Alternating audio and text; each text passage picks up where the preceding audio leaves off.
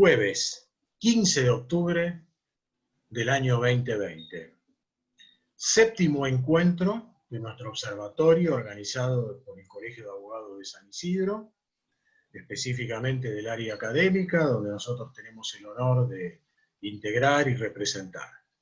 En el día de hoy volvemos a estar muy felices porque tenemos 3 amigos con nosotros, amigas y amigos, que además de ser grandes juristas y especialistas en temas laborales, integran el Foro Federal de Institutos y Comisiones de Derecho del Trabajo de los Colegios de Abogados de la República Argentina, donde, ustedes saben, nuestro Colegio de Abogados de San Isidro tiene su representación orgánica. Les doy la bienvenida a los 3, vuelvo a agradecerle a nuestro enorme coordinador Nahuel Espinillo, y bueno, les dejo el auditorio a Omar Yacín, y este es el orden en que van a exponer, luego Itatí de Marchi, gran cordobesa amiga, y por último otro enorme compañero que es Guillermo Tercibachá. Nahuel, los dejo contigo para las presentaciones. Muchas gracias. Muchas gracias, doctor. Siempre un gusto. Vamos a hacer como siempre, vamos a ir presentando de a uno. Hoy tenemos poco tiempo, pero nos pareció que los 3 temas eran muy interesantes y preferimos tener que cada uno tenga un rato para contar lo que le parece del tema que tiene. Y como siempre vamos a tratar de que al final podamos contestar las preguntas, veremos si llegamos, porque al ser tantos expositores hoy va a estar complicado, pero bueno, haremos lo posible. El primero en hablar va a ser Omar, que también, como casi todos los que vienen, no necesita mucha presentación, lo conocemos todos, es profesor adjunto regular en la Universidad de Buenos Aires, es subdirector del Instituto de Derecho del Trabajo del Colegio Público de Abogados, dirige un posgrado también en la UBA, integra la cátedra de la más conocida, Mario Ackerman, es publicista, tiene muchos artículos en la ley, cuando vean el material de hoy van a ver que hay muchos artículos de él que escribió durante el último tiempo sobre el tema del que va a hablar. Y bueno, Omar, si me pongo a hablar tu CV no termino más, así que muchas gracias por venir y todo tuyo.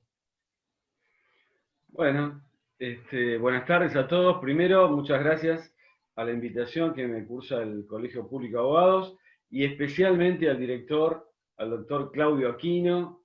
Gracias, Nahuel.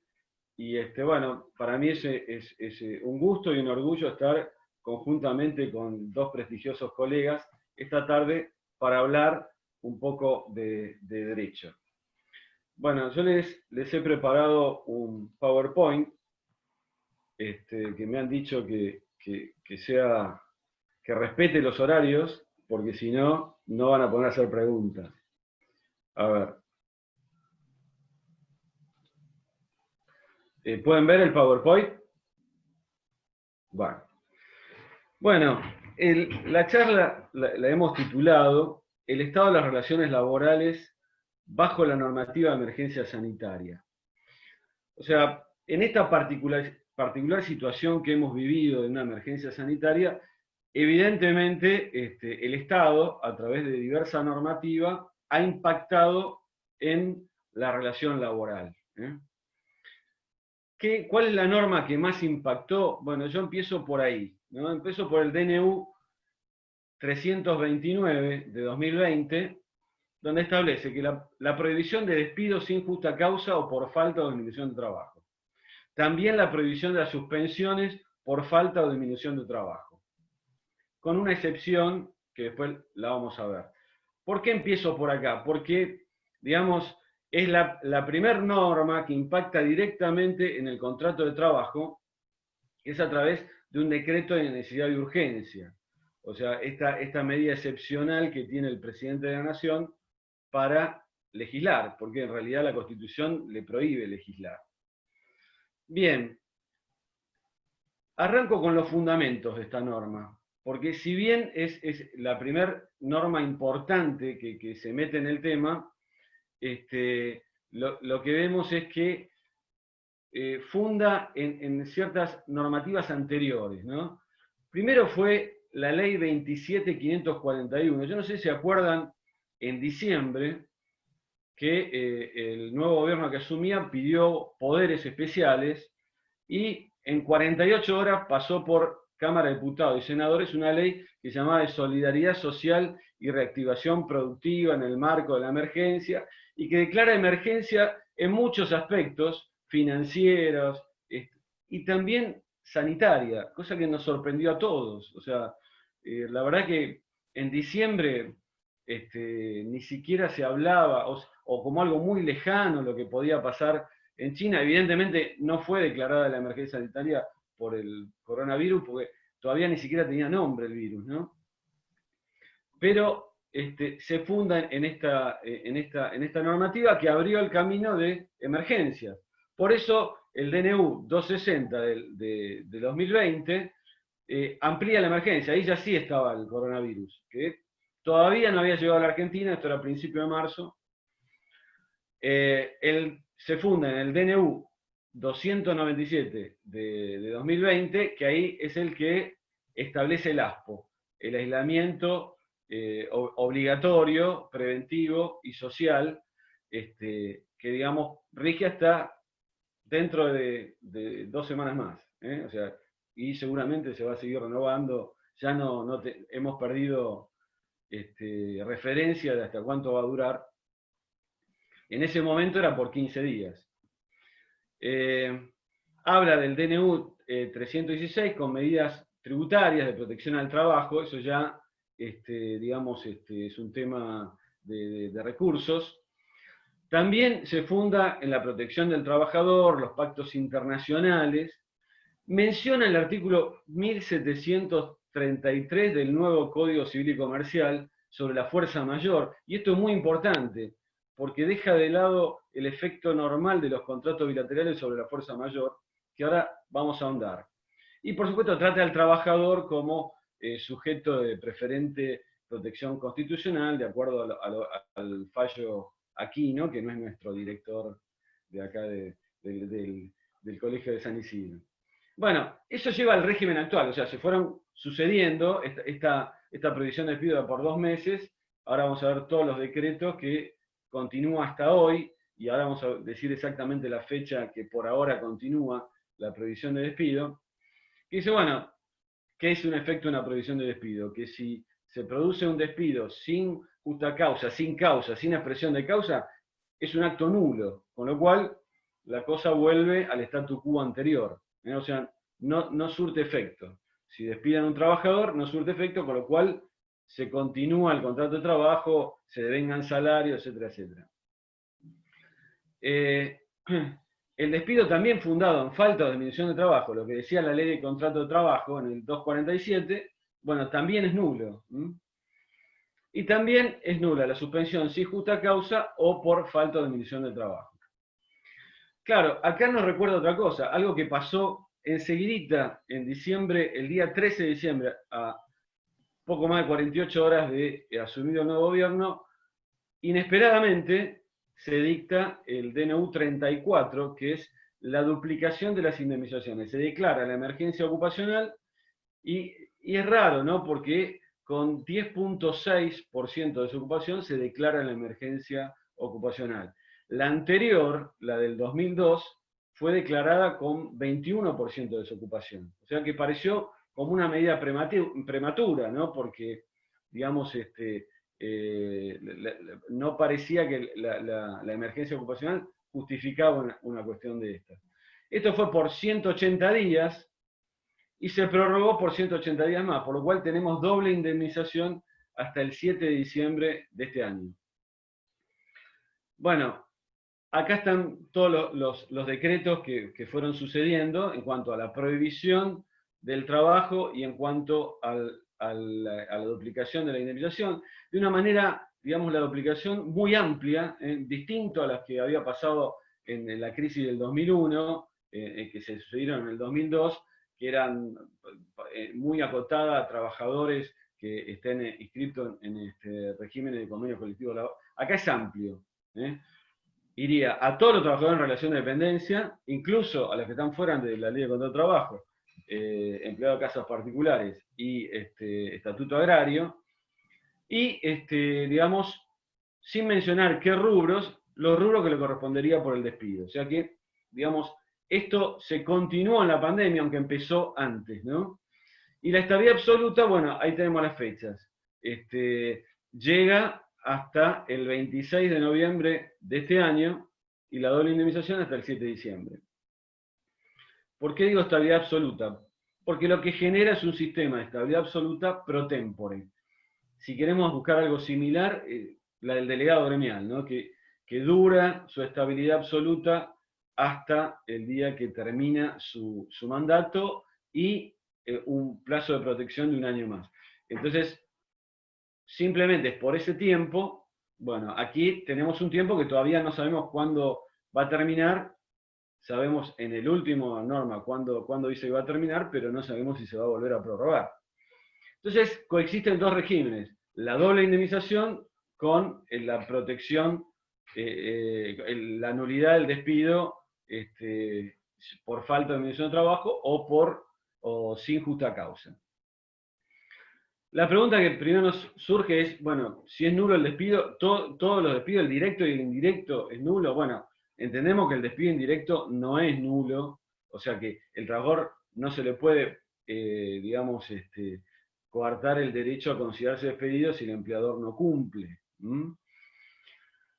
Otra cuestión que surge es qué pasa con los trabajadores en periodo de prueba, si pueden ser despedidos o no.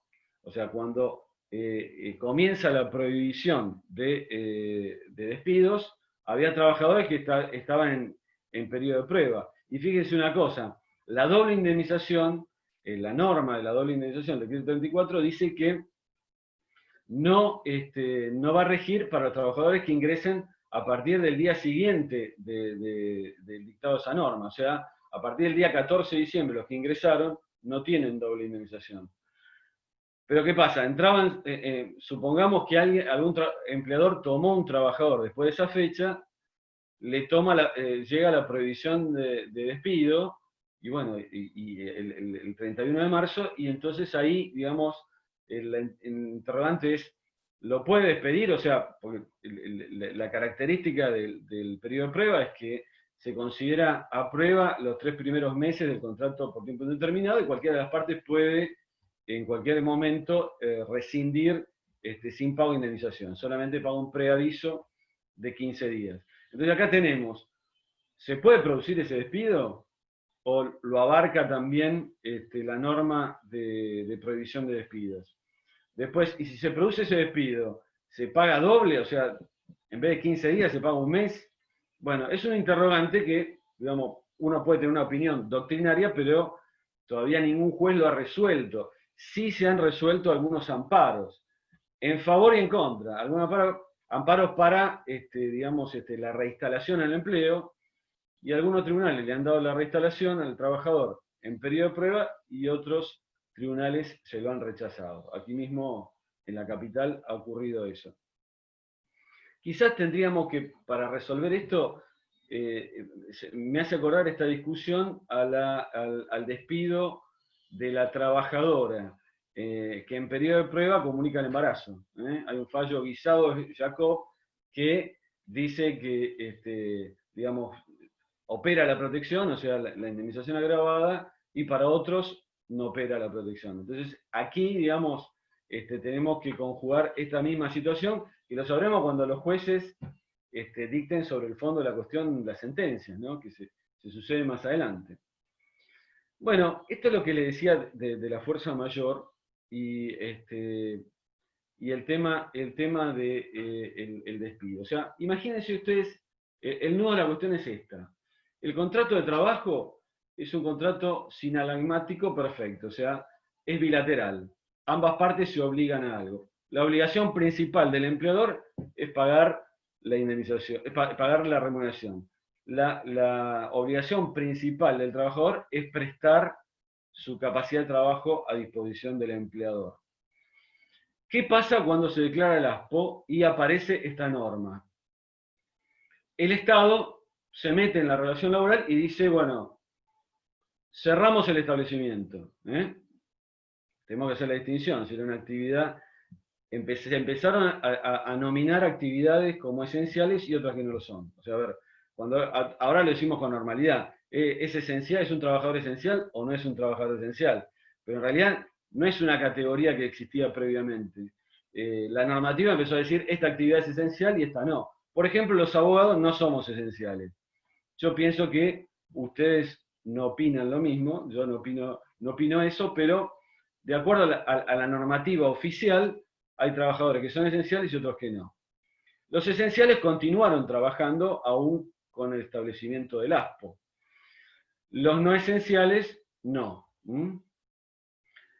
También previamente, y ahora lo vamos a ver, hubo una normativa que algunos trabajadores los dispensó de trabajar. Pero digo, se mete, digamos, el Estado en la relación laboral. Yo quiero decir que en la ley de contrato de trabajo se preveía esta situación. O sea, en la ley de Centeno, que fue su mentor del año 74, ya se preveía una situación donde hubiera una fuerza mayor o una falta de dimensión de trabajo no imputable al empleador. Y ahí que decía la ley de contrato de trabajo, la ley Centeno, decía que, bueno, que el empleador podía suspender hasta 75 días al año o podía despedir pagando la mitad de la indemnización. Eso decía la ley de contrato de trabajo.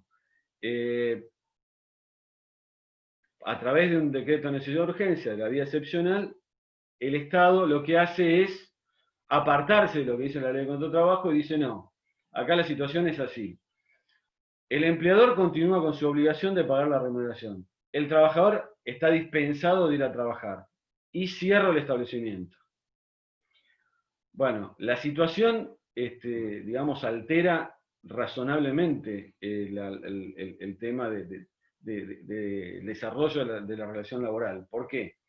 Porque, digamos, el empleador tiene que soportar, digamos, que su establecimiento no produzca y soportar el costo de los salarios. O sea que él cumple con su obligación, pero no tiene posibilidad de seguir trabajando por una prohibición estatal, le cierra el establecimiento.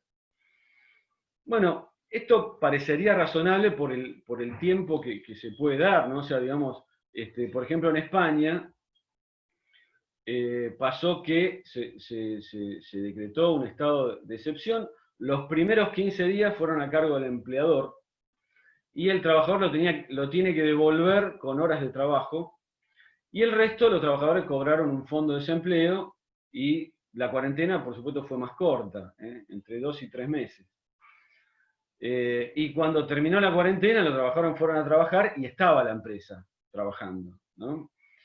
O sea, la situación acá es esencialmente distinta, porque el hecho de llevarlo al empleador a esta situación, de obligarlo a cerrar la empresa y a pagar los salarios, lo lleva a lo largo del tiempo. Hay actividades que ya volvieron, pero hay actividades que hace 7 meses que no trabajan.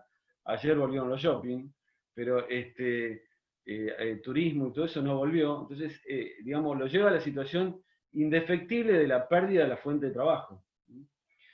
Tengo que mencionar que sí, que el Estado asistió con los ATP, pero esos ATP no llegaron a todos los empleadores, no llegaron a tiempo. El empleador tiene además la obligación con su trabajador, aunque no le llegue el ATP, o que le llegue tarde, el trabajador podría considerarse despedido porque no cobró la mitad del sueldo que correspondía al ATP. Para decir un ejemplo, mi secretaria del estudio le deben 2 ATP, se lo adelanté yo, digo, toma, acá está la plata, cuando te llegue el ATP me la devolvés. O sea, ¿cómo digamos, siempre responde el empleador? De acuerdo a esta normativa. Entonces, a ver, a mí digamos, hasta ahora no hubo ningún fallo de ningún empleador que se presentó y dijo, no, es inconstitucional que yo no pueda despedir y haga alguna vía de amparo para poder despedir.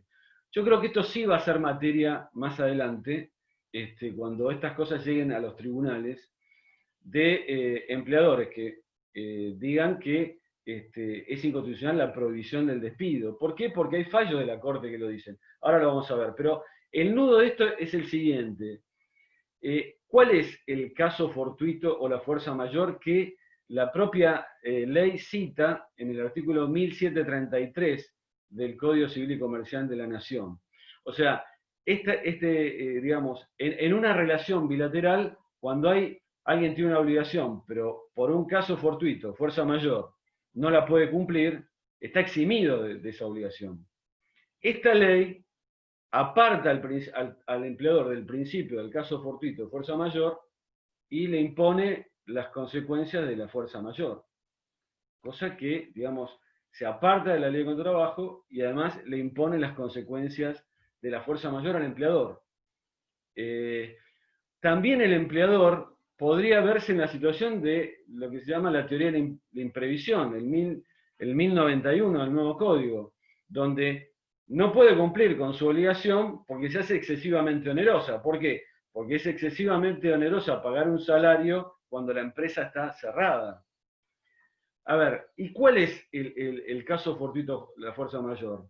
¿La pandemia o el hecho del príncipe que le obliga a cerrar el establecimiento? Porque podría haber responsabilidad estatal en esto, porque, digamos, el 20 de marzo, cuando obligaron a cerrar las empresas, lo que impidió que seguir trabajando es la norma estatal que cerraba la empresa, no la pandemia. De hecho, había 20 casos por día de infectados, ¿no? Después se empezó a abrir con arriba de 1000 casos. Bueno, dejo sentado este tema, y acá, por ejemplo, le menciono los fallos de la Corte, el famoso fallo de Luca del año 69, donde dice que vulnera la libertad del empresario de contratar y organizar su actividad por derivación del derecho de propiedad. Esto lo dice la Corte, en un caso donde se establece una estabilidad absoluta para trabajadores privados. El famoso caso de Luca. Claro, la única distinción es que esto era permanente. En cambio, la prohibición es temporaria. Bueno, pero depende cuánto sea lo temporario. Los 2 meses, yo creo que no era inconstitucional. Ahora, 7 meses, dejo el interrogante. Bien. El fallo Figueroa. Bueno, acá en todo caso creo que esto queda. En la doctrina el doctor Rodríguez Mancini hablaba de este tema en particular. Respecto a las suspensiones, el 223 bis es la única excepción a las suspensiones. O sea, a ver, está prohibida las suspensiones que no sean, que sean por falta de medición de trabajo o, digamos, por fuerza mayor. Salvo que se utilice el procedimiento del 223 bis, que es un acuerdo, y que eso esté homologado por el Ministerio de Trabajo, y que lo que se paga, digamos, como no remunerativo. Hay un acuerdo marco con la CGT y la UIA, que es donde pagan el 70% o 75% de la remuneración. No es automático, esto lo usó la UON y Comercio, no es automático, para mí tiene que firmar el trabajador el acuerdo individual, si no, no se podría dar. Bueno, esto que decía, en la prestación laboral también sufrió efectos. Se dijo, actividades esenciales, debe seguir trabajando. No esenciales, no debe seguir trabajando el trabajador. Después apareció una tercera, que son las permitidas. O sea, cuando se empezó a abrir, dijo, bueno, no, esto no es ni esencial ni esencial, pero si este comercio, ahora, por ejemplo, el empleado del shopping, es una actividad permitida. ¿Por qué? Bueno, ¿qué quiere decir? Que el trabajador tiene la obligación de ir a trabajar. Y después los trabajadores que estaban eximidos de prestar tareas, ya antes incluso del ASPO, con el decreto 202, que fue una semana antes del ASPO, donde están, digamos, en ese momento eran los trabajadores que pueden estar contagiados o con sospecha contagiada o que llegaron del exterior. Y después con el 207 se agregó la población de riesgo, gente con diabéticos, con problemas respiratorios, coronarios, y a lo último se agregó ahora recientemente la obesidad. Bueno, el modo de legislar la emergencia. Bueno, como abogado tenemos que también ver que se respeten sobre todo la norma suprema, ¿no?, de la Constitución, que es la Constitución. Se dictaron 65 DNU. O sea, estamos hablando de una actividad que está reservada al Congreso Nacional, ¿no? Como excepción lo puede hacer el presidente de la Nación. Hubo 65 DNU, donde solo 25 tienen que ver con la emergencia sanitaria. El Congreso solo sancionó este año 38 leyes. Una es la que tiene que ver con el trabajo, que es la de teletrabajo, que, digamos, la verdad que, más allá de que estamos a favor del teletrabajo, no es la mejor ley posible para el tratamiento. Yo diría casi lo que se legisló es innecesario y era mejor seguir rigiéndose por la ley contra el trabajo. Pero eso ya es otro tema. Bueno, a ver, para finalizar, digamos, de esta situación, el ASPO, digamos, el cierre de establecimientos, la normativa laboral, porque ¿qué pasó? No hay despidos, pero sin embargo hay 3,6 millones de puestos menos de trabajo, que acá incluimos los que están en relación de dependencia y los autónomos. ¿Por qué? Porque, digamos, este modo de legislar produjo un daño importante en el aparato productivo. Ustedes me dicen, ¿y cómo se debía hacer? No sé cómo se debía hacer. O sea, pero podemos analizarlo con los resultados, que desde el punto de vista laboral y productivo tenemos 3,6 millones de puestos de trabajo menos, 13,1% de desocupados, con datos del INDEC, 267.000 menos puestos en relación de dependencia, datos del Ministerio de Trabajo. Estiman que cuando se haga la apertura, se vaya haciendo la apertura, la desocupación va a llevar al 30%. ¿Por qué? Porque cuando se mide la gente que busca trabajo. Y actualmente mucha gente no busca trabajo porque las actividades están cerradas. La CAME afirma que hay 60.000 pymes que cerraron definitivamente, 19% de caída del PBI hasta ahora, pero durante el año se va a moderar y va a llegar, algunos dicen, al 10% de caída del PBI de la Argentina, 41% de pobreza en el primer semestre, con datos del INDEC, y lo doloroso en lo sanitario, 25.000 muertes, según el Ministerio de Salud, y casi 1 millón de infectados. O sea, a ver, a esta situación llegamos hoy. Ustedes me preguntan, bueno, ¿y qué se debía hacer? Bueno, lo que tienen que decidir son los gobernantes.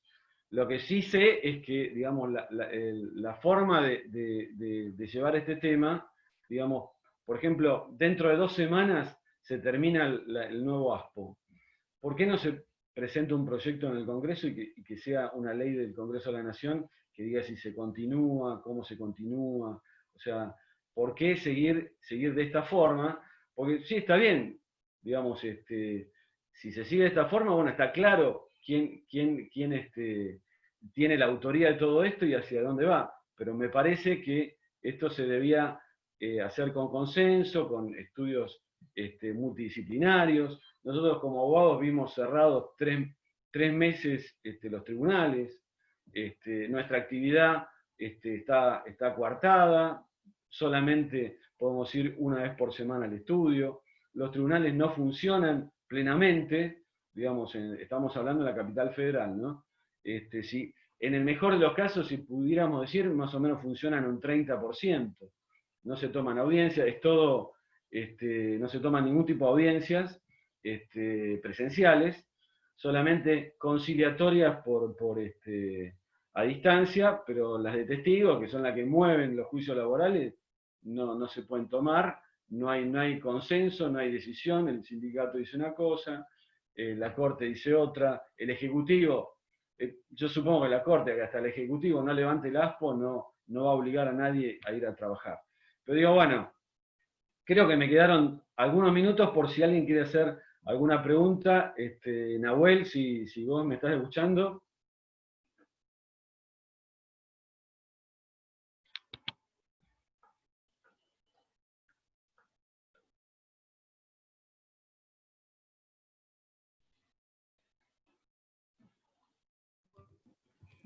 Perfecto, Omar, muchas gracias.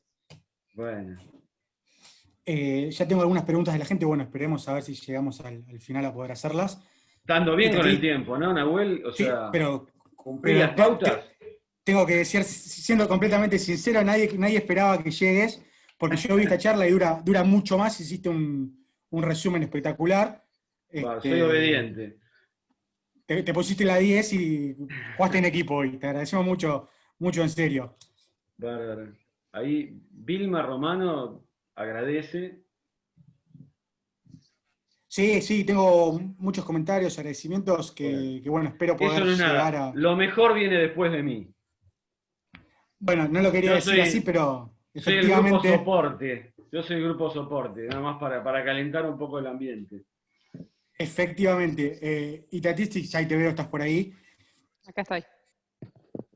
Tati es abogada, egresada de la Universidad de Córdoba, es profesora también, publicista, publicó un montón de artículos en el foro y demás.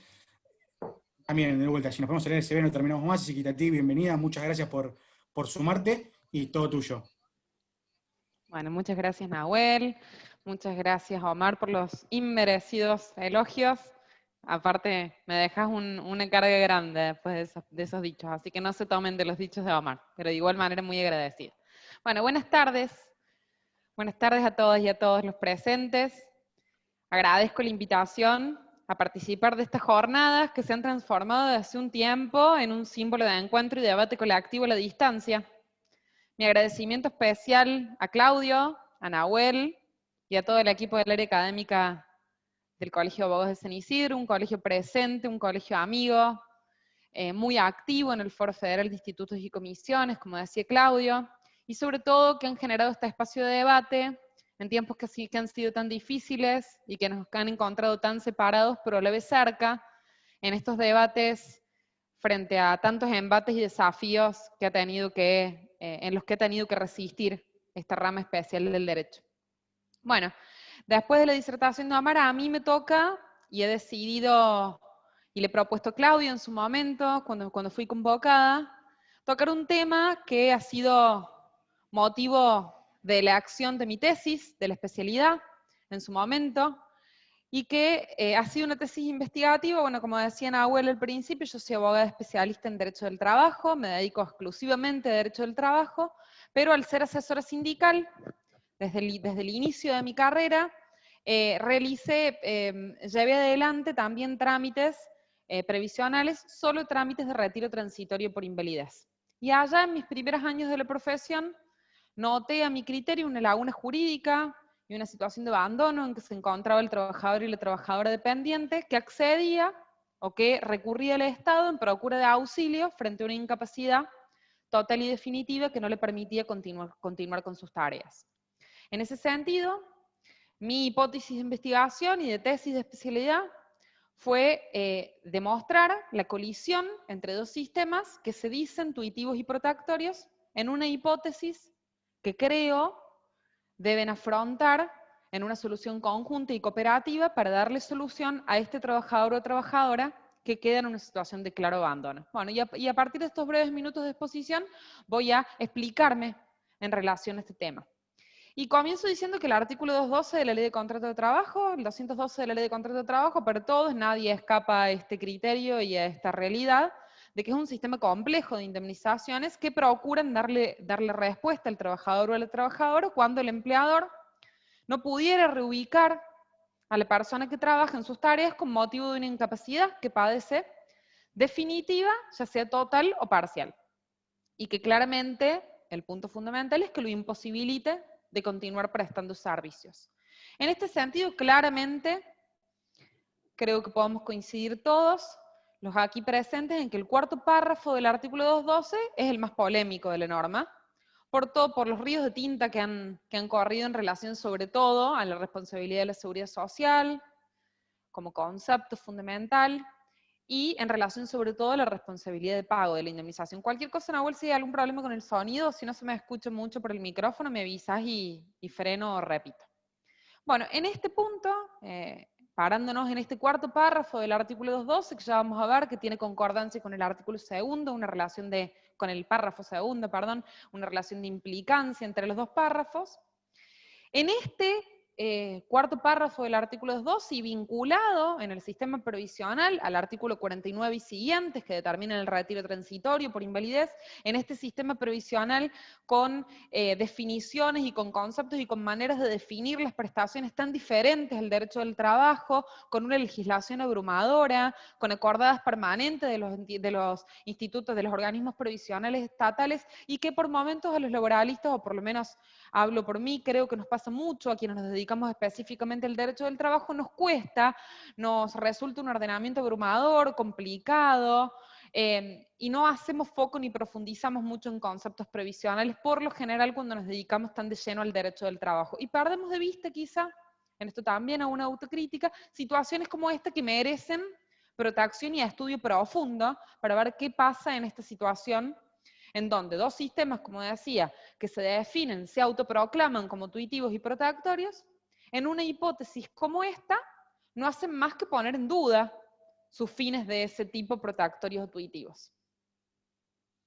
Bueno, en ese sentido comienzo diciendo que es Rodolfo Caponfiles el que decía que la norma texto, la norma como ley, se mueve en un contexto de un orden social justo, y cuando en ese orden social justo se proclama en una realidad que exige otra respuesta legislativa, es ahí cuando estos dos sistemas tuitivos que son disímiles en su tratamiento, ya vamos a ver por qué son disímiles en su tratamiento de la invalidez o de la incapacidad del trabajador o la trabajadora, ya vemos cómo definen distinto cosas que tratan distinto pero se juxtaponen en sus consecuencias, no hacen más que poner en duda esos fines tuitivos, y es donde aparece la necesidad ante una realidad de conflicto de ideales, ver la forma en cuál de estos dos sistemas se anteponen frente al otro, o quizá ver la manera de reeditar esa proclamación de la indivisibilidad del derecho que es indivisible frente a la protección del justiciable, y mostrar una solución conjunta o cooperativa que dé una respuesta a este tipo de trabajador. Y empiezo a plantear en estos breves 30 minutos que voy a hacer lo imposible por respetarlos, y si no, me avisan si estoy llegando casi el momento para apurar la disertación. En este sentido, hay un primer tema, que es el tema más importante, a partir del cual empieza este mar de fondo y esta situación de desprotección a este trabajador o trabajadora, que es el tipo de incapacidad. ¿Cómo se determina el tipo de incapacidad en los dos sistemas? El sistema provisional, en el artículo 49 y siguientes, requiere al trabajador o la trabajadora que pretende un beneficio de retiro por invalidez un tipo de incapacidad que le determina con un guarismo fijo. Un porcentaje fijo del 66% de incapacidad que requiere el trabajador o la trabajadora para poder empezar a ser parte o a ser acreedor de este retiro transitorio por invalidez. A ese 66% no es motivo de esta disertación, pero simplemente como para equipararnos, como para pararnos en cada uno de los sistemas, le suma una necesidad de no haber llegado a la edad jubilatoria del 60 a 65, ahora 70 años de edad a partir de la última reforma de la ley, y no estar percibiendo otro tipo de jubilación. El punto fundamental y la primera diferencia que hay respecto al derecho del trabajo y todo el mar de fondo que viene después es el tipo de incapacidad. El sistema provisional le requiere a esta persona que trabaja que acredite una incapacidad para cualquier actividad productiva. En concreto, así lo determina el sistema provisional. Requiere que esa incapacidad lo sea para cualquier actividad productiva. Dicho en términos coloquiales, un chofer conductor camionero o un trabajador de la industria láctea que va en busca del estado de auxilio por un retiro por invalidez en virtud de encontrarse a su criterio y al criterio de sus médicos tratantes absolutamente incapacitado, debe acreditar que no puede ni continuar con sus tareas de envasado de quesos o de pasteurización de quesos o de transporte de cargas generales, como así tampoco debe acreditar que tampoco puede continuar sentado en un kiosco, sentado en una computadora. Eso es lo que requiere el sistema provisional, una incapacidad para cualquier actividad productiva. No basta que sea solo para su actividad profesional. Primera diferencia con el derecho del trabajo. El derecho del trabajo, en el capítulo dedicado a enfermedades y accidentes inculpables, en el título 10, concretamente, capítulo primero, establece en esto que decía, cuándo requiere este tipo de incapacidad definitiva y total, en el párrafo segundo y en el párrafo cuarto. En el párrafo segundo establece que la necesidad de que la incapacidad sea definitiva. primera diferencia grande que vamos a encontrar con el sistema provisional, en donde se le requiere a la persona que trabajó una incapacidad de tipo absoluto, pero el retiro, el beneficio provisional que se otorga es de tipo transitorio. En este caso, el derecho al trabajo requiere un tipo de incapacidad definitiva. En concreto dice, vigente el plazo de conservación de puesto, el trabajador que acreditara una incapacidad definitiva, y acá es donde viene la primera diferencia importante, lo definitivo de la incapacidad que requiere por un lado, y por otro lado, que esa incapacidad lo sea para sus tareas, y acá viene el concepto importante, habitualmente desempeñadas. El cuarto párrafo le agrega que esta incapacidad definitiva deberá acreditarse como absoluta para el trabajador o trabajadora tener derecho a una indemnización que remite a la tabla del 245, por lo tanto una indemnización de un mes de remuneración por cada año de servicios acreditado como antigüedad. En este sentido, decíamos que este tema de las tareas habitualmente desempeñadas fue lo que generó en la jurisprudencia y en la doctrina ríos de tinta en relación a determinar qué es lo que ha querido decir el legislador con habitualmente desempeñadas. Y en este sentido, en virtud del poco tiempo que tengo, manifiesto la doctrina, la jurisprudencia en la que me enrolo y a la que adhiero, que tiene que ver con que esto de la incapacidad para las tareas habitualmente desempeñadas de las que habla el legislador se refiere, en definitiva, a las tareas que habitualmente desempeñaba el establecimiento empleador en el que desarrollaba sus tareas el trabajador. ¿Y por qué hago referencia a esta? Porque existe alguna jurisprudencia que establecía que con que solo el trabajador acreditara que la incapacidad definitiva y absoluta lo es en base a sus tareas que en concreto su categoría profesional le requería hacer, ya era suficiente para considerarse acreedor de la indemnización. A mi criterio, eso implica parcializar en exceso la capacidad residual del trabajador y además implica hacer cargar al empleador o la empleadora con la necesidad de crear a veces artificialmente un puesto de trabajo cuando en su establecimiento, acorde a esa categoría profesional que tenía antes el trabajador y que debe crear en virtud de esta incapacidad, cuando resulta una solución a mi criterio injusta y además implica parcializar en exceso la capacidad residual del trabajador. ¿Qué queremos decir con esto? Mientras el trabajador puede incorporarse, reubicarse en cualquiera de las actividades o de las tareas que tenga posibilidad del establecimiento empleador o empleadora, esto dará lugar al reencauzamiento de la relación laboral y no permitirá el derecho por parte del trabajador de exigir la indemnización del cuarto párrafo del artículo 2.2. El otro tema importante y que he debatido sobradamente la jurisprudencia tiene que ver con el porcentaje de incapacidad. Y en este sentido no me voy a parar en exceso, sino que ya está ampliamente, unánimemente determinado por la jurisprudencia y la doctrina de que la incapacidad del 66%, ese guarismo aritmético fijo, es un guarismo que ha determinado el sistema previsional, no se establece en el derecho del trabajo como un parámetro fijo, simplemente ese parámetro fijo habla de un indicio o un cierto porcentaje como prueba o como posibilidad de incapacidad, pero sí, la incapacidad definitiva y absoluta para desempeñar las actividades que habitualmente desempeñaba el trabajador implican un porcentaje menor, con solo demostrar que ese porcentaje menor es incapacitante para las tareas habitualmente desempeñadas por el trabajador, es suficiente para activar el derecho indemnizatorio al cuarto párrafo del artículo 212. Ahora bien, en esta primera diferencia que apuntáramos, vinculada a lo transitorio del beneficio transitorio por invalidez, valga la redundancia, lo definitivo de la incapacidad que requiere el derecho del trabajo en el cuarto párrafo del 212 para ser acreedor del beneficio indemnizatorio, y el distinto tipo de actividad al que se refiere, el sistema previsional, exigiéndole al trabajador que acredite la incapacidad en relación a cualquier actividad productiva, el derecho del trabajo en relación a las habitualmente desempeñadas, es ahí en donde aparece el primer conflicto referido al dictamen previsional. El trabajador, habiendo acreditado ese tipo de incapacidad ante junta médica, a la cual lo convoca el ANSES, a comisión médica, que depende del organismo estatal de la ANSES, la comisión médica evalúa la incapacidad del trabajador, le otorga la incapacidad y el trabajador comienza a percibir un beneficio jubilatorio a partir de un dictamen previsional que otorga la comisión médica.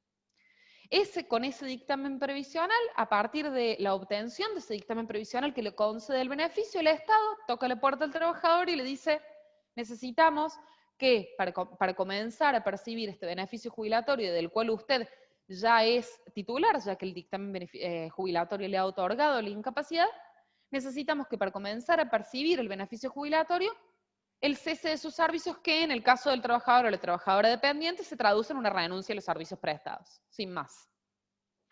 Ese trabajador o trabajadora con ese dictamen jubilatorio va a extinguir el vínculo de trabajo e instancias del trabajador o la trabajadora y va a requerir la indemnización, el pago indemnizatorio al empleador.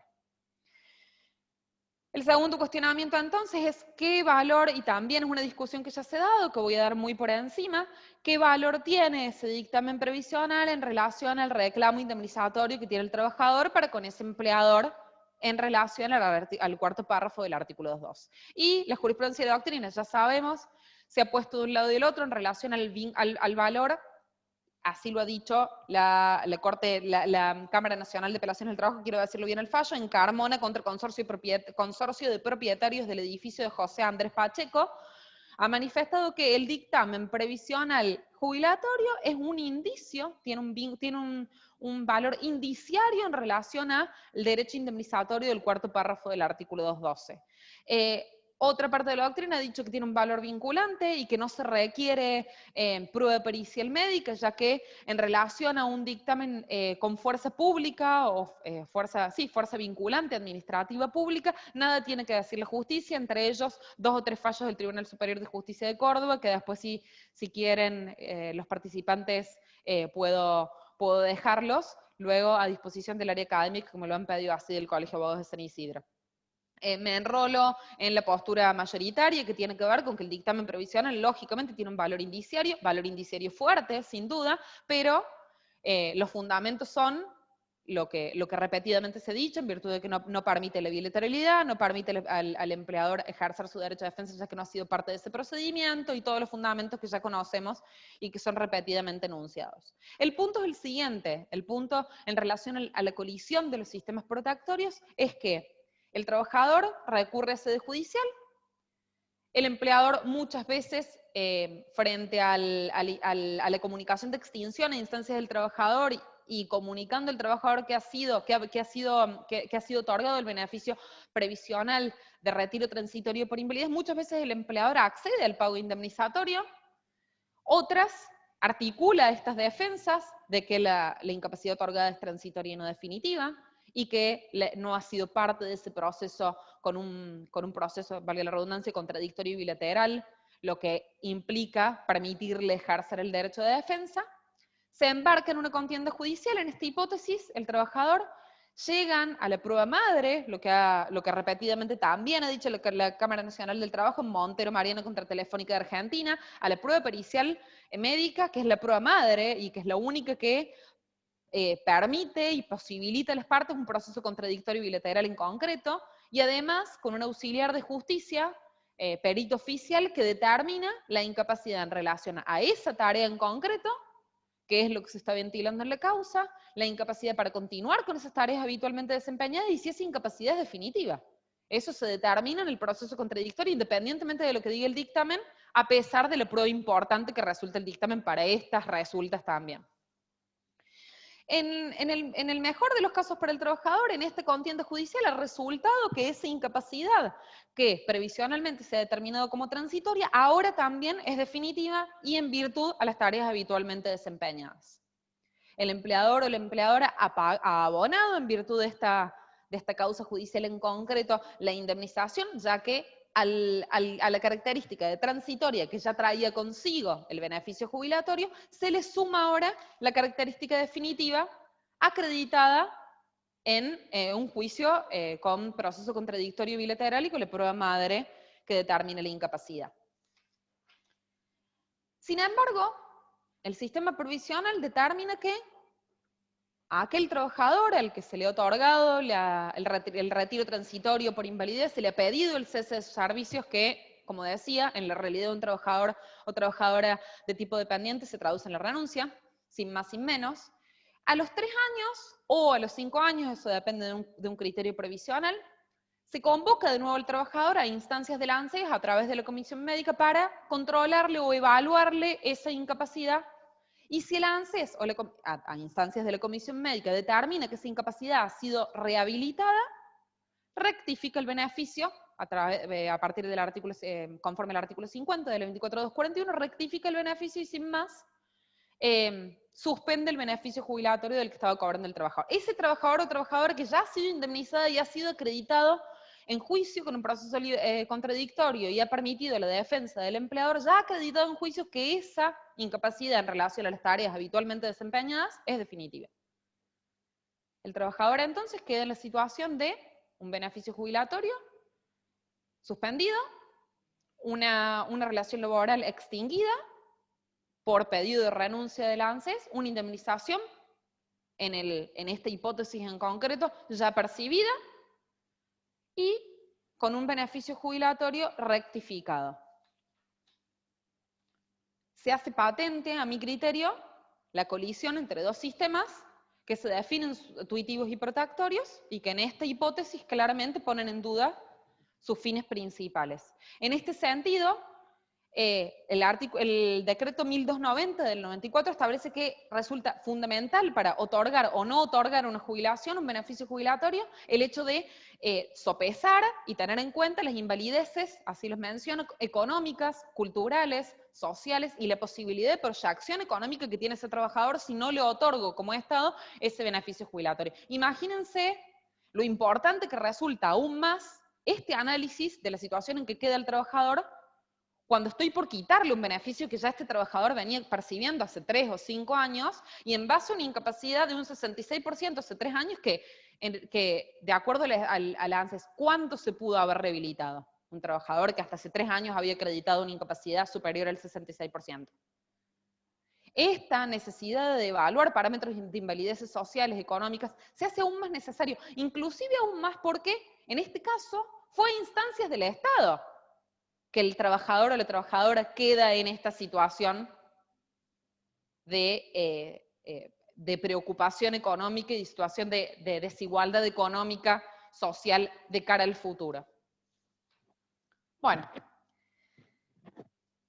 no me queda mucho más tiempo, veo que me quedan 5 minutos, calculo que son 5 minutos, 7 minutos, así que en toda esta situación que espero haber dejado clara, aclaro que el convenio 137 de la Organización Internacional del Trabajo establece la obligación por parte de los estados en cuanto a la seguridad social de la conservación de los derechos adquiridos o en vías de adquisición, y la necesidad de salir al frente el Estado para reparar consecuencias disvaliosas que trae consigo el vivir en sociedad y la seguridad social, y la necesidad de reparar cuestiones que tienen que ver con situaciones disvaliosas económicas y sociales y culturales de los ciudadanos y ciudadanas del Estado, más cuando esa situación de desmejoría ha tenido causa eficiente en alguna situación lícita, sin duda, como rectificar un beneficio, pero a instancias del Estado. En ese sentido debemos entender, ya para ir cerrando, que el trabajador que probablemente ya ha percibido una indemnización, que ya no es parte de ese establecimiento empleador, que el empleador no tiene ningún tipo de responsabilidad, ya que ha cumplido recibiendo un cese de servicios a instancias del trabajador o la trabajadora, probablemente a esta altura ya habiendo abonado una indemnización jubilatoria, y se entera que hoy ese trabajador o trabajadora ha sido rectificado en ese beneficio. Rectificación de beneficio a partir del cual el trabajador debe embarcarse en un procedimiento judicial ante la Cámara Federal de la Seguridad Social que resulta una peregrinación con un beneficio suspendido, ya que con un beneficio suspendido y con un trámite recursivo, primero administrativo en contra de la Comisión Médica, y luego recursivo judicial en la Cámara Federal de la Seguridad Social, y que no es efecto devolutivo, sino que es efecto suspensivo. Se suspende el pago del beneficio jubilatorio, sin coberturas. Con la suspensión del pago del beneficio jubilatorio se suspende también la cobertura estatal, y se imaginan la posibilidad que tiene de reinsertarse en el mercado laboral un trabajador o trabajadora que, de no tener el 66%, tiene un poco menos, pero imagínense la situación de incapacidad que se encuentra. Ese proceso judicial va a terminar con una sentencia de la Cámara Federal de la Seguridad Social que va a determinar si la comisión médica tenía razón y el trabajador se había rehabilitado en el beneficio, caso en el cual, de acuerdo al fallo, a uno de los fallos jurisprudenciales de la Cámara Federal de la Seguridad Social, en la Sala 2, Bocio contra ANSES, reciente del 2017, si no me equivoco, ha determinado que la Cámara Federal sí hace referencia a las invalideces sociales, económicas y culturales, y que la situación en la que queda el trabajador a partir de esta rectificación del beneficio es muy importante y fundamental, y que el porcentaje aritmético del 66% es relativo, ya que debe observarse las tareas habituales que realizaba el trabajador, en este caso era un conductor chofer camionero, que se determinó que no llegaba al 66%, pero las tareas de bipedestación permanente para el transporte de y la carga y descarga hacían que esa incapacidad sea absoluta y definitiva en virtud de las tareas habitualmente desempeñadas por ese trabajador. Esa sentencia, si determina que el trabajador tenía razón, manda a rectificar aquel dictamen de la comisión médica, por lo tanto, determina que esa comisión médica no tenía razón en su momento, cuando lo dejó el trabajador en una situación de desamparo absoluto. ¿Y qué pasó en todo este tiempo? ¿Quién ayudó en todo este tiempo a este trabajador que ya no es trabajador, pero tampoco es jubilado? Por lo tanto, hasta en una cuestión de denominación lo hemos dejado absolutamente solo. Ninguno de los dos sistemas que lo hicieron ponerse en esta situación en la que está para responderle. Bueno, como un aporte de solución, humilde aporte de solución a esta gran colisión que creo haber demostrado, y citando de nuevo a Capón Filas, si no hay abogados y abogadas que resuelvan, si no hay abogados y abogadas que planteen, no habrá magistrados y magistradas que resuelvan. Por lo tanto, creo que lo importante es empezar diciendo qué pasa cuando un trabajador o una trabajadora se enferma. Pasa el artículo 208. El trabajador o la trabajadora concurre al establecimiento empleador solicitando una licencia por enfermedad inculpable, que de acuerdo a la antigüedad de las cargas de familia, en un momento se agota. Y pasa al sistema del artículo 211, la reserva de puesto durante el término de un año, finalizada la cual cualquiera de las partes puede extinguir el vínculo laboral sin consecuencias indemnizatorias. En el medio, en el corchete, en el 211, no hay obligaciones remuneratorias de un lado, ni de prestación de tareas por parte del otro. ¿Por qué traigo a colación esto? Porque creo que el aporte del derecho laboral, el aporte que debiera hacer a esta situación de colisión y desprotección del derecho laboral, está en el derecho laboral también. No planteo en esta hipótesis nada distinto a lo que en el derecho laboral también está. ¿Y dónde está? En el artículo 217. Cuando en el artículo 217 plantea la extensión de la reserva de puesto de trabajo frente a un cargo electivo gremial, se plantea la licencia y en la necesidad de la reserva de puesto por parte del empleador mientras dure ese cargo gremial y esa licencia por cargo gremial. Hasta 30 días después de finalizado ese cargo gremial, el empleador debe recibir nuevamente el trabajador o la trabajadora. No es necesario ni que haga una ponderación de derechos entre la tutela sindical y el derecho del trabajador o la trabajadora enfermo, ya que claramente va a haber un vencedor y es el trabajador o la trabajadora enferma, en virtud de que el derecho de salud, a la salud y el derecho a la conservación del puesto en virtud de una enfermedad está claramente por encima de muchos, de quizá todos los derechos del plexo normativo y constitucional. Por lo tanto, lo que se requiere es una analogía. Y esta misma reserva de puesto sea aplicada para este trabajador o trabajadora que simplemente está esperando o guardando a que ese beneficio previsional se transforme en permanente o definitiva, ya sea en la segunda citación de la comisión médica o la sentencia de la Cámara Federal de la Seguridad Social que determine en definitiva su derecho. Lo que también, por otro lado, genera justicia para el empleador, que tendrá seguridad jurídica de saber cuándo ha pagado y no esa sensación de que 3 años después, cuando el trabajador se le rectifica el beneficio jubilatorio, da la sensación de haber pagado mal, de haber hecho un pago incorrecto indemnizatorio. Por lo tanto, traería seguridad jurídica para las dos partes. El aporte de la seguridad social, sin dudas, es mantener el beneficio jubilatorio, que creo que es lo más importante, mantener el beneficio jubilatorio hasta tanto una sentencia judicial pasada en la autoridad de cosa juzgada determine quién tiene la razón sobre una base de un trabajador que ya ha tenido y ha acreditado antes una incapacidad laboral. Y la cobertura estatal. Mantener la cobertura estatal hasta tanto una sentencia establezca cuál es la realidad y cuál es la justicia. Donde nace donde hay un derecho, cuando hay una necesidad, nace un derecho.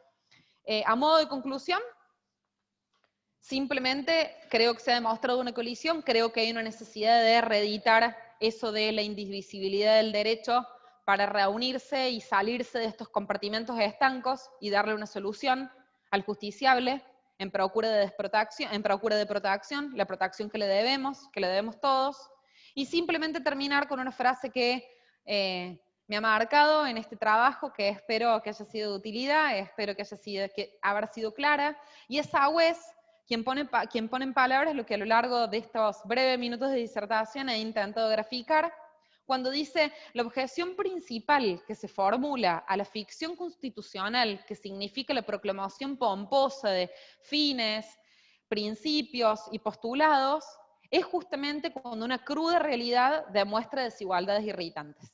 Bueno, muchas gracias. Podemos hacerlo, tenemos las herramientas. Muchas gracias a todos y a todas por la atención.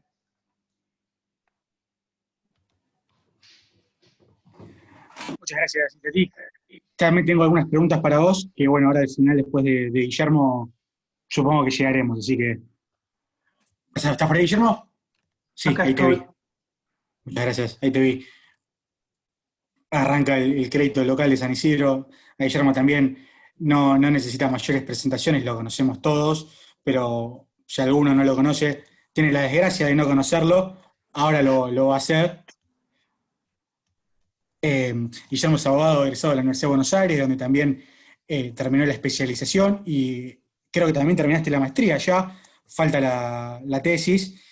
Es especialista también en Derecho de Daños por la Universidad de Buenos Aires e integra la cátedra de Mario Ackerman de Elementos de Derecho del Trabajo, y aparte de todo eso es un amigo del Instituto de Derecho del Trabajo del Colegio de Abogados de San Isidro. Así que, Guillermo, gran cocinero también, todo tuyo y un gusto tenerte. Gracias, Neuen. Bueno, me dejaron la vara muy alta. Fundamentalmente, después de haber escuchado a la doctora de Marchi en su dulce cordobés, que siempre me deja loco, muerto y me quedo sin palabras. No puedo decir lo mismo del doctor Yacín, porque el doctor Yacín no es cordobés, así que no puedo decir eso. Pero bueno, ambos son remarcados, excelentes profesionales y disertantes. Y les agradezco estar acá también en el nombre del colegio. Bueno, también agradezco al colegio y a los organizadores. Voy a tratar de ser en este momento, y fundamentalmente a todas las personas que nos están viendo, voy a tratar de ser lo más sintético posible, así después podemos o pueden contestar preguntas.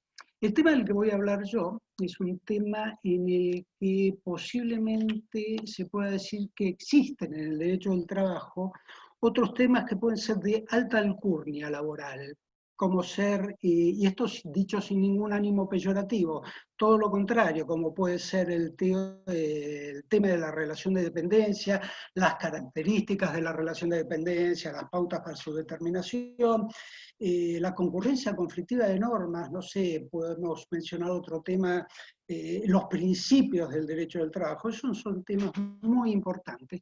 Y hay otros temas que aparecen como más burocráticos, más, sí, vamos a decirle más burocráticos, como ser, por ejemplo, el que vamos a tratar hoy, que es el tema de las intimaciones telegráficas. Tema que aparece como más burocrático, pero es de principal importancia, porque generalmente el resultado o la suerte de un litigio se empieza a jugar en el mismo momento en que alguien decide enviar un telegrama o una intimación, ya sea el trabajador por algún incumplimiento patronal o el empleador por incumplimientos del trabajador. Y lo primero que quiero dejar claro es que cualquier decisión que pueda tomarse en este sentido debe ser hecha en función de lo dispuesto por el artículo 14 bis de nuestra Constitución Nacional y fundamentalmente de lo establecido ya por nuestra Corte en Aquino y Bisotti. Recordemos que en Aquino trata al trabajador como sujeto de preferente tutela constitucional y Bisotti repite el término como dice que es sujeto de preferente atención constitucional. Bueno, este principio protectorio que establece todo, tanto el 14 bis como la doctrina de la Corte, debe reinar soberanamente en nuestra materia. Y para hablar hoy de esto vamos a limitarnos a hablar de una serie de teorías, doctrinas o medios técnicos que han sido creados por la doctrina de la jurisprudencia, empezando, por ejemplo, por la teoría de la recepción, que tiene que ver con otra, que es la de la esfera de conocimiento, hablando de las cargas de comunicación, que tiene que ver con la elección del medio elegido, bueno, la teoría de la recepción, que tiene que ver justamente con las cargas de la recepción. Vamos a ingresar, para hacerlo rápido, primero vamos a empezar por el principio, que es la teoría de recepción, ingreso de la notificación en la esfera de conocimiento del receptor. Bueno, en base a bastante añeja doctrina se ha definido el acto de la comunicación laboral como una declaración unilateral de voluntad de carácter recepticio. Generalmente esto lo escuchamos cuando hablamos de las intimaciones referidas a incumplimientos, etcétera, etcétera, pero también tiene que ver con notificaciones de situaciones que no tienen necesariamente que ver con incumplimientos. Esto significa que en principio, y solamente en principio, se perfecciona la intimación o tiene validez la notificación, como dije antes, cuando se recibe, cuando es receptada por el destinatario. El problema es que la ley de contrato de trabajo no contiene ninguna norma que determine cuándo se considera recibida una notificación o una intimación por el destinatario, por lo que la misma, por el criterio, queda a criterio, mejor dicho, del juez en cada caso concreto, teniendo en cuenta cada circunstancia de cada situación, cuándo ha sido recibida, o, como vamos a ver, cuándo ha entrado en la esfera de conocimiento. Por eso los jueces han desarrollado toda esta doctrina. De hecho, la Corte Suprema de Justicia de la Nación, y vamos a hablar de jurisprudencia más que nada, después le voy a pedir a Nebuen que me aclare si le llegó la jurisprudencia que le mandé, que va a ser cargada.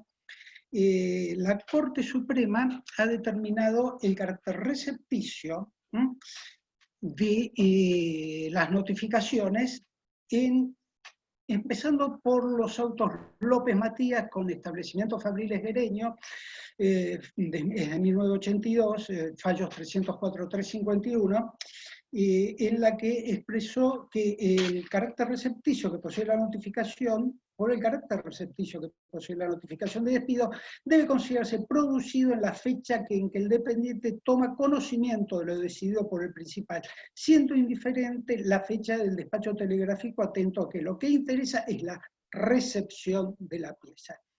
Esta doctrina fue ratificada también por la Corte Suprema de Justicia de la Nación en los autos Botaro, Osvaldo con Consejo Profesional de Ciencias Económicas, fallo 327 de 2006-17, en el que ratifica no solo esta doctrina, sino que entra a tratar el tema de los telegramas cruzados, dándole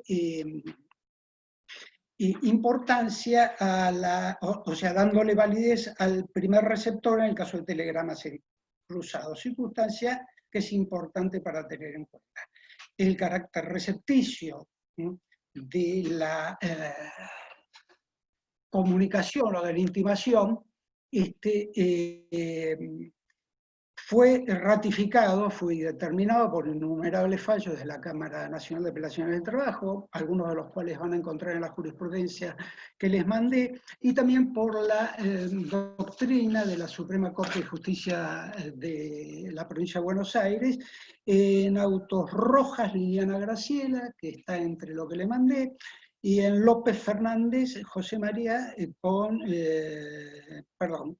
es Rojas, Liliana Graciela con López Fernández, y en Loide con Unisol. En esos dos fallos está ratificada por la Suprema Corte de Justicia de la Provincia de Buenos Aires, la teoría de la recepción.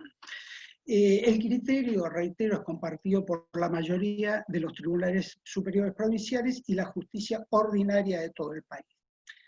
Pero ¿qué pasa? Si bien el criterio mencionado es unánime, presenta un problema. De seguirse estrictamente ese criterio, cualquiera de las partes de mala fe podría sustraerse los efectos de una intimación correctamente realizada por medio del simple arbitrio de rehusarse a la recepción o no retirar la misiva en el caso de no haberse entregado por estar el domicilio cerrado, habiéndose dejado, eso sí, los correspondientes avisos de visitas. Con vista a esta posibilidad, que es concreta y es utilizada, y muy utilizada, como les debe constar a ustedes, la jurisprudencia y la doctrina de los autores diseñaron lo que se ha dado en llamar el criterio del ingreso en la esfera de conocimiento o de control del destinatario. El fundamento jurídico se encuentra en lo dispuesto en los artículos 9, 10, 279, 729, 961, todos del Código Civil y Comercial.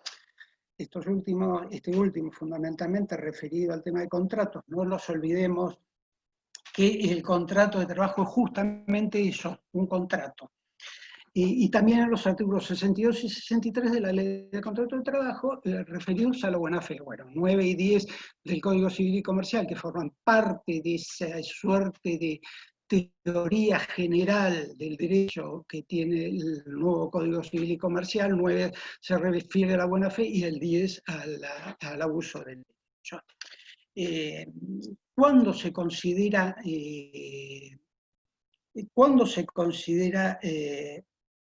ingresado en la esfera de conocimiento del destinatario? Bueno, cuando el documento ha llegado a tal relación espacial respecto del destinatario que en circunstancias normales depende de quien debe recibir la comunicación el hecho de tomar conocimiento del contenido. No es que se trate del efectivo conocimiento, sino simplemente la posibilidad abstracta de que el receptor o el destinatario se encuentre en condiciones de tomar ese conocimiento. Se precisa que la comunicación alcance su esfera de control de manera que, según la experiencia normal, se ha puesto en condiciones de tener conocimiento del documento. Esto está tratado, por ejemplo, por la Suprema Corte de Justicia de Buenos Aires en los autos de Gagliostro de Polimeni y en los autos Mendoza. Ambos fallos completos están en lo que le mandé. Ojo, que acá el tema de la esfera de conocimiento, que tiene que ver, como les decía yo antes, también con la carga de la recepción. Hay un fallo, y esto lo digo fundamentalmente, hago hincapié en esto porque estamos en San Isidro, y muchos de ustedes son de la provincia de Buenos Aires, es el fallo Ibáñez Perfidio, en que en cierta forma relativiza ese ingreso en la esfera de conocimiento. Pero este fallo Ibáñez Perfidio tiene características muy especiales, léanlo, se los recomiendo, tienen características muy especiales que sirven para que el voto relativice justamente esa doctrina de la esfera de conocimiento. Vamos al tema que les había hablado antes, que les había mencionado antes, de las cargas. Hay una carga de comunicación que tiene justamente el que emite, y existe una carga de recepción. ¿Por qué cargas? Porque quienes son titulares de un derecho o pretenden serlo, tienen una serie de imperativos jurídicos que se determinan en función de su propio interés. Según la RAE, en el diccionario jurídico, en el seno de un proceso existe a veces la necesidad que una de las partes litigantes tiene de realizar determinados actos para evitar verse perjudicada. Es decir, tiene que tener determinadas conductas o llevar adelante determinadas conductas para no perder la posibilidad de reclamar ese derecho. Con dicha finalidad, la ley y la jurisprudencia han establecido cargas a cumplir por parte de justamente los emisores de una intimación o de una notificación. Estas cargas son, primero, la carga de comunicación.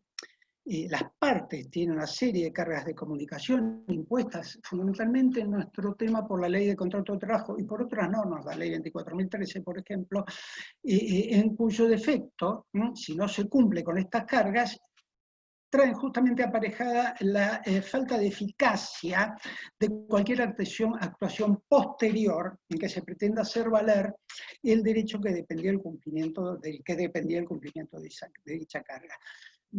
Por ejemplo, podemos tomar el preaviso del despido, la comunicación del despido y la justa causa, las notificaciones por escrito de las suspensiones por causas disciplinarias económicas, la intimación a que el trabajador se reintegra a su trabajo, en el caso del artículo 244, la intimación para el inicio de trámites jubilatorios, la comunicación del embarazo. Ahí tienen una que no es necesariamente intimación, sino es poner en conocimiento una situación jurídica para que empiecen a hacerse valer los derechos de la trabajadora embarazada.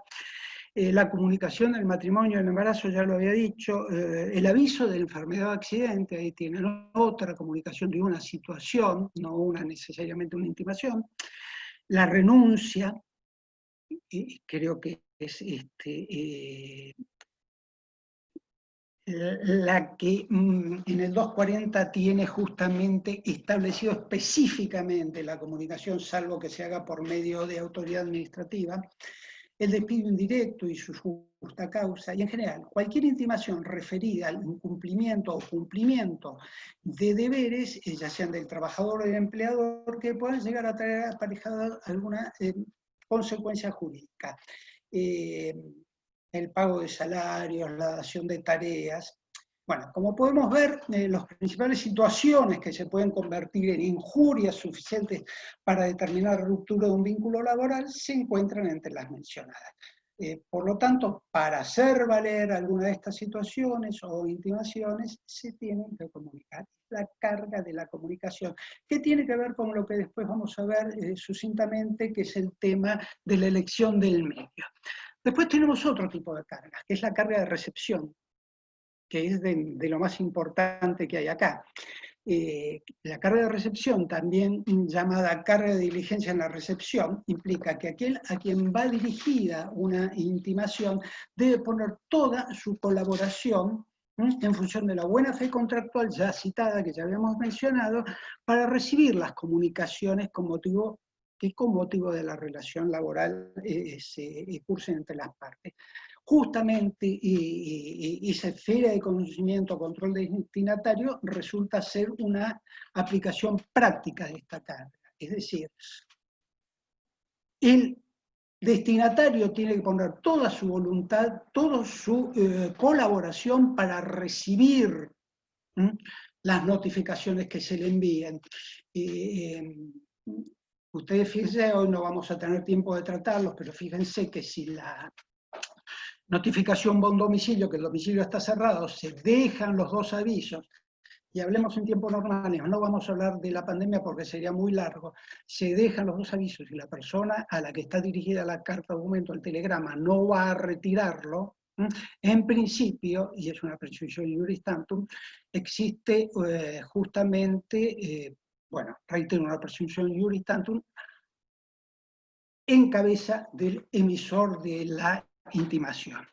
Entonces, tenemos la carga de diligencia en la recepción. Y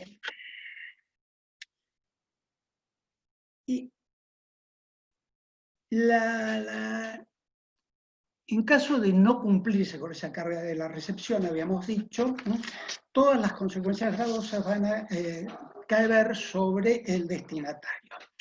Se tiene dicho que quien elige el medio de comunicación carga con el riesgo del fracaso de la comunicación. Es decir, si la comunicación fracasa por cualquier causa y no llega a la esfera de conocimiento del receptor, esa notificación no tiene los efectos pretendidos. Ahora bien, vamos a diferenciar el fracaso de la simple falta de entrega. En el primer caso, el fracaso, nos referimos en principio a circunstancias imputables al emisor y por ende la notificación o comunicación no cumple su finalidad. La falta de entrega, y acá entra a jugar la llamada esfera de conocimiento, puede verse a la inacción del receptor que está en condiciones de recibir la notificación y no lo hace. Y en este caso, la comunicación aún no entregada sí cumple con su finalidad. En el caso de los empleadores, esta carga en la recepción pasa a ser casi una obligación legal, por lo dispuesto en la ley 24.487, en el artículo 1, que dispone que el empleador está obligado a recibir las comunicaciones escritas que por asuntos referidos a una relación de trabajo les curse el trabajador. Esta carga de la recepción, como ya habíamos dicho, tiene en casi todos efectos jurídicos importantes en casi todas las circunstancias en las que pueda ser devuelto un telegrama o una carta documento enviada. Y por último vamos a tratar el tema, porque ya nos queda poco tiempo, fundamentalmente de la responsabilidad por la elección del medio de la comunicación. Hace un rato hablamos de las principales situaciones que la ley requiere que la comunicación sea expresa. En la mayoría de esas situaciones no se requiere necesariamente un medio específico, con excepción, como yo decía antes, del artículo 240. Lo que sí se requiere es que la comunicación, notificación o intimación sea realizada de manera fehaciente. Y si bien existen muchas maneras de comunicación por medios escritos u otros que no carecen de fehaciencia, por ejemplo, una suspensión se puede comunicar, y de hecho muchas veces se lo hace por medio de una simple nota firmada por el trabajador, o un despido por medio de un acta notarial. Hace poco tuvimos un caso resuelto por la Corte Suprema. Pero la forma más común es la realizada por medio de despachos telegráficos. Y aquí vamos a dejar de lado, dejar bien constancia, cuando hablamos de despachos telegráficos nos referimos a cartas, documentos, telegramas, colacionados o no.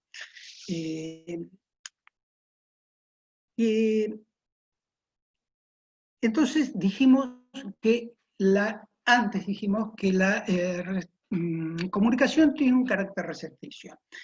Y que quien elige el medio para cursar una notificación carga con los riesgos que él mismo implica. Esto es doctrina de unánime prácticamente de la Cámara Nacional de Apelaciones de Trabajo.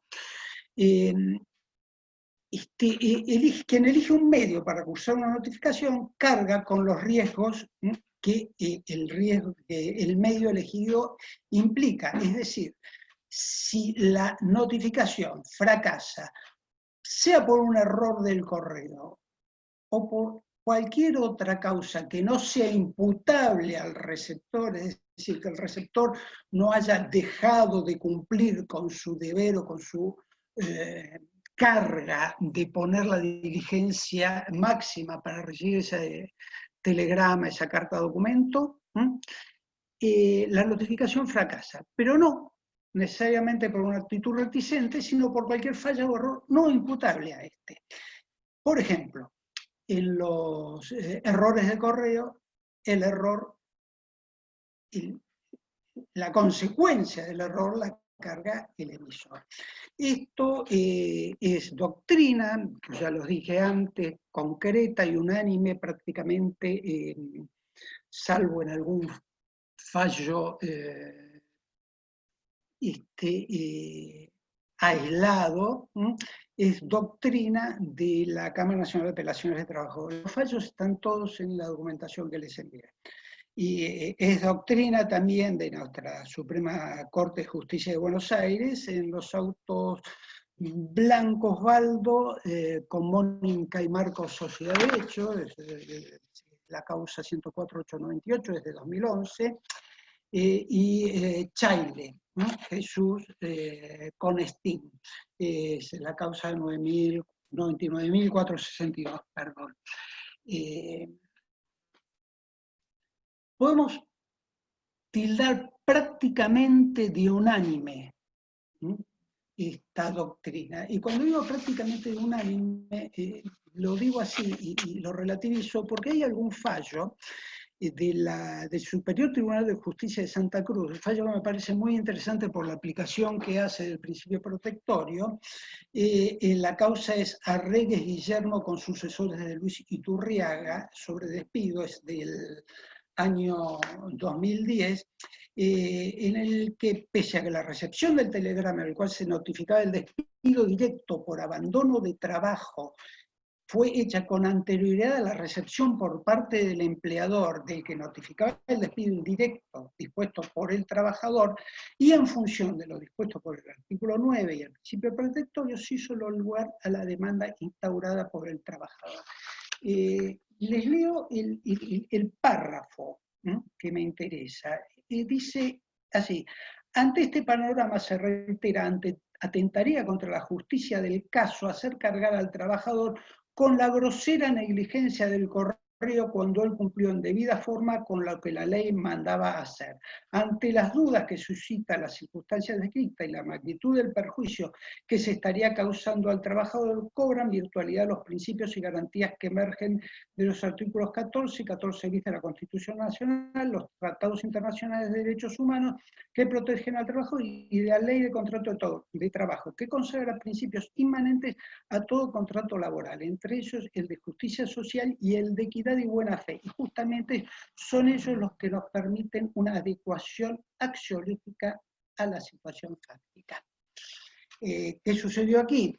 El trabajador había enviado 10 días antes de la emisión por parte del empleador del telegrama, de la carta documento en la que lo despedía, y le llegó 15 días después de la recepción de él.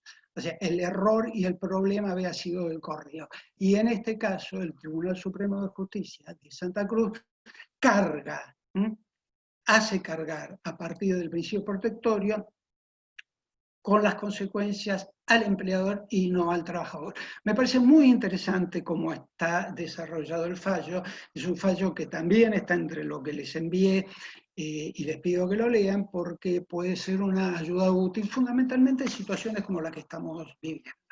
Bueno, son las 5:30 y voy a dejar de hablar de acá porque si bien quise reducir, sintetizar lo máximo posible, creo que va a haber preguntas muy interesantes para los otros dos disertantes que me han parecido brillantes.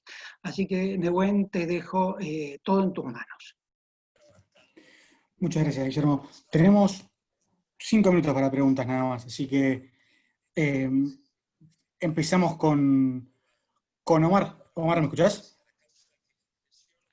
Estás muteado vos.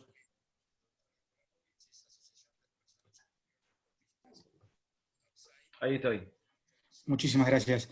Bueno, algo adelantaste y vi que estuviste contestando preguntas en el chat, así que te ahorré trabajo. Me dejaste sin trabajo, no quiero decir nada, pero por suerte está la prohibición, así que la pregunta para vos es que, bueno, algo dijiste igual, pero por ahí para que me amplíes un poquito. ¿Qué pensás vos que va a pasar si, yo la resumo porque es un poco más larga, ¿no? ¿Qué pensás que va a pasar si se sigue extendiendo la prohibición de despidos? ¿Vos creés que esto va a aumentar las posibilidades de que la Corte, al intervenir, declare la inconstitucionalidad? ¿Y qué pensás que pueda hacer un empleador en caso de que esto se prorrogue algún tiempo más? Bueno, lo que está pasando ahora, por lo cual, digamos, se han destruido puestos de trabajo, es que ha dejado de ser efectiva la prohibición del despido. ¿Por qué? Pues, digamos, lo veo en el ejercicio diario de la profesión, ¿no? O sea, no hay un despido. Hay un trabajador que deja de cobrar el sueldo porque el empleador no se lo paga más, puede o no recibir la ATP, pasa el tiempo, el trabajador intima que le paguen las remuneraciones, tiene la opción de considerarse despedido o de esperar a más adelante y que se sigan acumulando sueldos. pero lo más común que está pasando es que el empleador le dice, mira, no vamos a abrir. Yo, digamos, tengo muchos clientes gastronómicos, mozos que le dijeron, Puerto Madero, no, a los 2 meses no abrimos más. Toma, esto es lo que te podemos dar, mandate que me renuncia, o si no, hace un juicio, que, bueno, estamos en juicio. Pero, a ver, ¿qué quiero decir? Que se ha producido una nueva extinción del contrato de trabajo. Si el trabajador tiene paciencia, bueno, se seguirán acumulando los sueldos, y si no, se considerará despedido. El despido se produce igual de manera indirecta. O bien, digamos, queda esta situación donde desaparece la actividad comercial o industrial del empleador y va a ser un juicio muchas veces contra nadie, ¿no? Y sí, por supuesto, Nahuel, digamos, si primero estamos de excepción en excepción. La excepción pasó a ser regla en muchas cosas. La Constitución dice que legisla el Congreso y legisla el presidente, aún estando abierto el Congreso. El ASPO es discutible su constitucionalidad, sobre todo si se prolonga en el tiempo. Esto es, digamos, si sigamos una situación de emergencia que sorprendió a todos, y decir, bueno, hay que establecer el ASPO, hay que prohibir el despido, hay que obligar al empleador a que pague. Pero bueno, esto es en un lapso, digamos, las garantías constitucionales no pueden ser violadas ni siquiera por leyes, no por DNU, ni por leyes tampoco. No se decretó un estado de excepción, que sería el estado de sitio, como sí se decretó en otros países, donde sí se pueden restringir los derechos constitucionales de las personas, pero digamos no se optó por esa vía excepcional, quizás por cuestiones de decoro, ¿no? Pero digamos, lleva todo el proceso a teñirlo de ilegalidad. Hoy se dictó, una jueza de Mendoza dictó un fallo donde decretó inconstitucional el ASPO. Ayer, a unos abogados que habían hecho una manifestación en frente de la Corte en junio, los absolvió el juez diciendo de que no es delito. Creo que esto va a pasar muchos años en tribunales donde muchos jueces van a decir, bueno, hasta este punto, como dicen muchos constitucionalistas, hasta este punto, bueno, prohibir el despido 2 meses, prohibir que la gente salga a la calle 2 meses, etcétera, etcétera, restringir, lo dijo Lorenzetti en una entrevista periodística, que no se puede restringir las libertades individuales mucho tiempo, o sea, ya está avisando. Cuando llegue a la Corte va a decir, bueno, y digamos, estos fallos que la Corte ya ha resuelto, y que cité y que dejé en el trabajo, para que lo compartas con los colegas, precisamente ya declaró la Corte que los sistemas de estabilidad absoluta atentan con el derecho de empresa de los empleadores, porque yo publiqué un aviso, ojo, yo defiendo a la empresa porque defiendo la fuente de trabajo, yo soy abogado laboralista, parte actora, pero digamos, no hay derecho de trabajo sin empresa. En los países que no hay empresa, los trabajadores son empleados del Estado, y eso es derecho administrativo, no es derecho laboral. Entonces, digamos, yo defiendo los puestos de trabajo de la gente. Entonces, creo que esta política que se utilizó, que digamos por una vía de excepción, y por hacerlo el Poder Ejecutivo, es responsable del Poder Ejecutivo, de los éxitos y de los fracasos. Este camino que se echó, bueno, está teñido de una ilegitimidad que a través del tiempo se consolida más. O sea, cuanto más pase el tiempo, no va a ser lo mismo un planteo de un mes con un planteo de un empleador que con 7 meses, con la empresa cerrada, no puede despedir a un trabajador. Yo publiqué un artículo en Infobae que lo titulé La doble Nelson a los empleadores. ¿Por qué? Obligan a cerrar, obligan a cumplir con sus obligaciones de pagar los sueldos, le ponen doble indemnización, prohíben los despidos. Bueno, o sea, a ver, parece la muerte de la fuente de trabajo, muere abrazado el empleador al trabajador en la fuente de trabajo. Y los resultados no fueron buenos. Por eso mi último cuadro muestra que ojalá le hayan salido bien. Ojalá le hubiera salido bien todo esto. Pero ya los resultados son malos, del punto de vista laboral, del punto de vista económico y del punto de vista sanitario también. Entonces,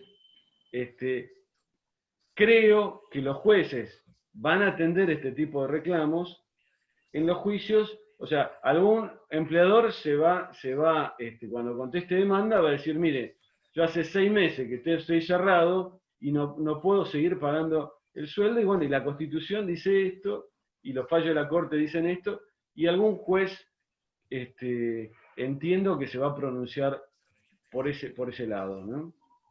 Gracias, Omar.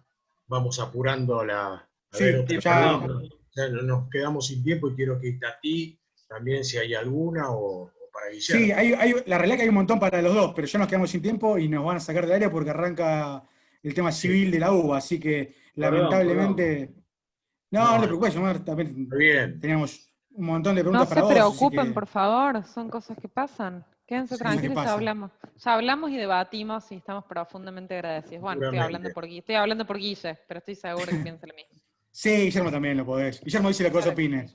Claro lo que vos quieras que opine, él opina. Bueno. Sobre todo porque estoy esperando comer allá salames de Oncativo. Entre otras cosas. Sí, no es el único, ¿eh? Están tan lejanos. Realmente. Pero a nosotros nos gusta mucho la esperanza, a nosotros nos gusta mucho verlo. Salvo que lo manden por encomienda.